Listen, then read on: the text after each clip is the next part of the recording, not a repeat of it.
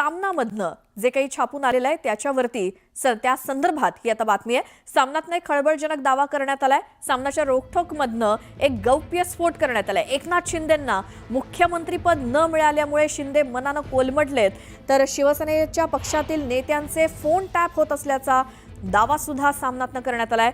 भाजपनं शिंदेंना मुख्यमंत्री बनवण्याचं आश्वासन दिलेलं होतं, मात्र ते आश्वासन पाळलं गेलं नसल्याचं सामनातनं म्हटलंय।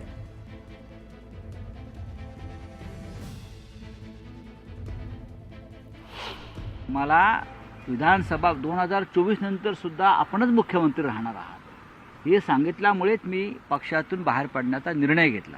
हे त्यांचं स्वतःचं म्हणणं आहे की नाही त्यांना जाऊन विचारा, मी खोटं बोलत नाही। आणि काल निवडणुका झाल्यावर एकनाथ शिंदे यांना खड्यासारखं बाजूला केलं।